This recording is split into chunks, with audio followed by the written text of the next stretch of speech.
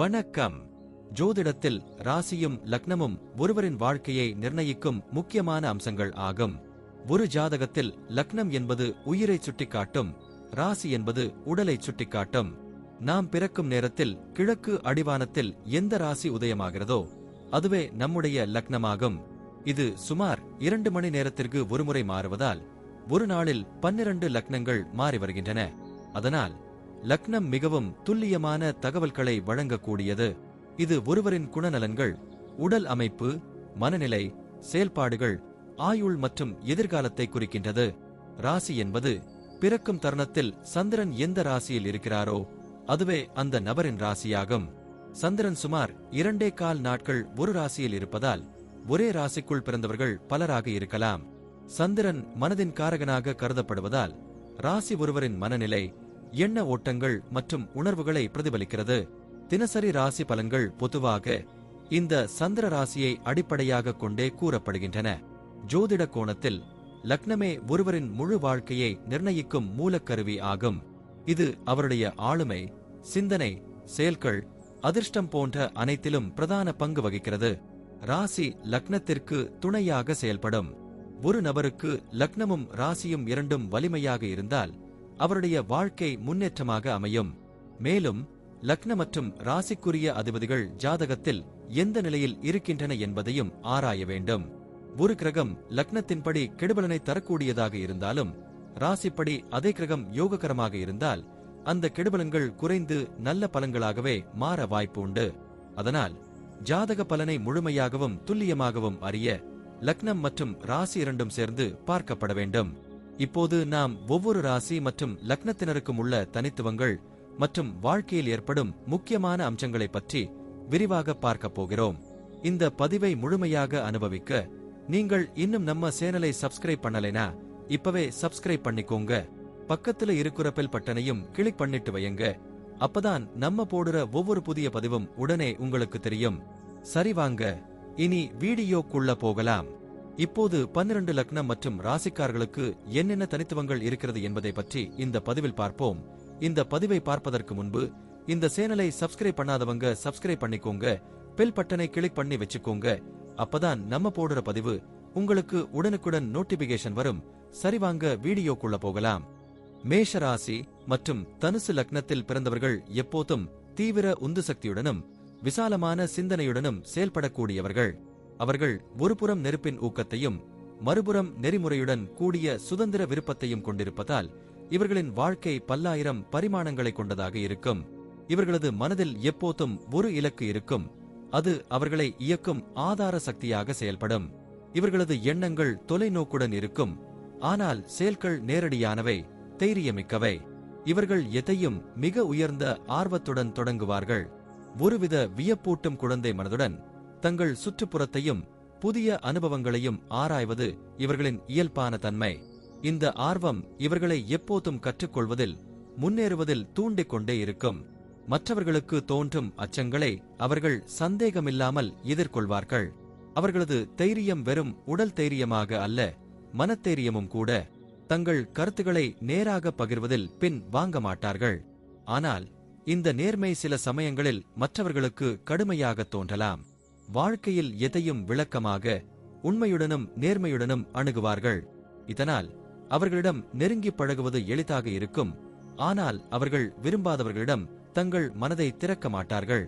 எளிமையான நடத்தை, நயமற்ற நேர்மை, தாராள சிந்தனை ஆகியவை இவர்களது முக்கிய பின்புல குணங்கள். ஏமாற்றங்களை எளிதாக ஏற்க மாட்டார்கள். ஆனால் அதிலிருந்தும் பயின்று தங்கள் பாதையை மீண்டும் அமைக்க அறிந்தவர்கள். இவர்கள் குடும்பத்தில் நம்ம வாய்ப்பு, விளையாட்டு மனப்பான்மை, சிரிப்பும் கலந்த அன்பும் கொண்டு இருக்க வாய்ப்பு அதிகம். தங்கள் பிள்ளைகளிடம் நண்பராக இருப்பார்கள். கட்டுப்பாடுகள் மற்றும் ஒழுக்கம் குறித்து உரைத்தாலும் அவற்றை கட்டாயமாக கட்டுப்படச் செய்வதிலும் சாயல் குறைவாக இருக்கும். நாம் அனுபவித்து வளர்ந்தது போலவே இவர்கள் அனுபவித்து வளர வேண்டும் என்ற மனப்பான்மை இவர்களுக்கு பொதுவானது.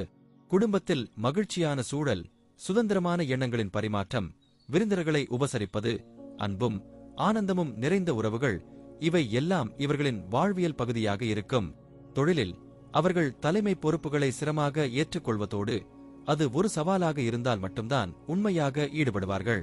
சாதாரணமான வேலை அல்லது ஒரே மாதிரியான ஒழுங்கமைந்த சூழல்கள் அவர்களை எளிதில் ஈர்க்காது.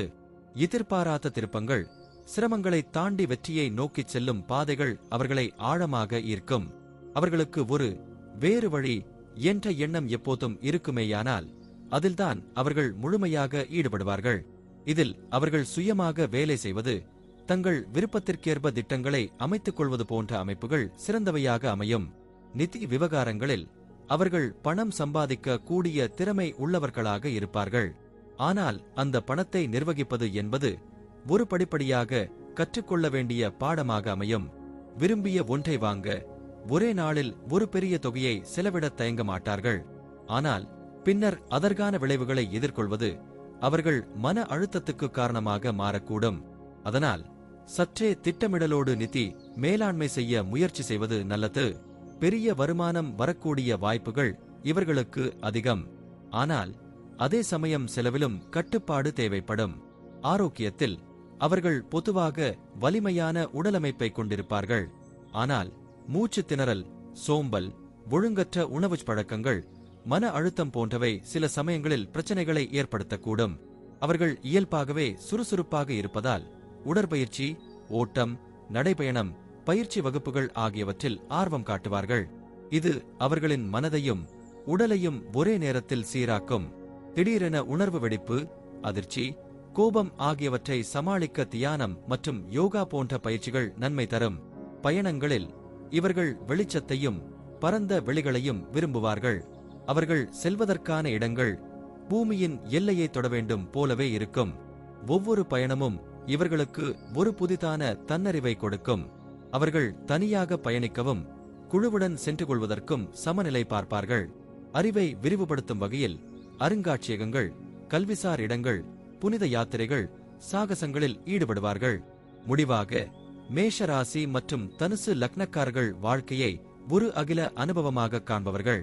அவர்கள் எதையும் முழு உணர்வுடன் அனுபவிக்க விரும்புகிறார்கள். சாதனையை நோக்கி ஓடும்போதும் அந்த பாதையின் அழகை ரசிக்கத்தான் முக்கியத்துவம் தருகிறார்கள். அவர்கள் வாழ்வியல் ஒவ்வொரு பரிமாணத்தையும், உறவுகள், தொழில், அறிவு, சுதந்திரம், ஆனந்தம், இவை அனைத்தையும் சமநிலையில் வைத்து போக்கும் ஆற்றலை கொண்டவர்கள். சூரியன் போல ஒளிர, நெருப்பை போல் சூழலை மாற்றும் சக்தி இவர்களிடம் இருப்பதால் அவர்கள் வாழும் இடம் எங்கேயாக இருந்தாலும் அந்த இடத்திற்கு உயிரோட்டம் ஏற்படும். நன்றி. இப்ப நான் சொன்ன அனைத்து விஷயங்களும் பொது பலன் மட்டுமே. உங்களுடைய சுய ஜாதக அடிப்படையில் சில விஷயங்கள் மாறுபட்டு நடப்பதற்கு வாய்ப்புகள் உண்டு. இருந்தாலும் பெரும்பாலான விஷயங்கள் நான் கூறியபடியே உங்க வாழ்க்கையில் நடைபெறும். இந்த வீடியோ உங்களுக்கு பிடித்திருந்தால் நான் அடுத்த பாகம் 2 எடுக்க தயாராக உள்ளேன். பாகம் 2 வேண்டும் என்றால் பாகம் 2 என்று டைப் செய்யவும். பெரும்பாலான நண்பர்கள் பாகம் 2 வேண்டும் என்றால் விரைவில் பாகம் 2 வீடியோ பதிவு செய்கிறேன். இந்த வீடியோ உங்களுக்கு பிடித்திருந்தால் லைக், ஷேர் மற்றும் சப்ஸ்கிரைப் செய்யுங்கள். பக்கத்தில் உள்ள ஆல் பட்டனை கிளிக் பண்ணி வைத்துக் கொள்ளுங்கள். அப்பொழுதுதான் நாங்கள் போடும் வீடியோ உங்களுக்கு உடனுக்குடன் நோட்டிபிகேஷன் வரும். உங்களுடைய எதிர்கால வெற்றிக்கு என்னோட வாழ்த்துக்கள். நன்றி. வாழ்க வளமுடன்.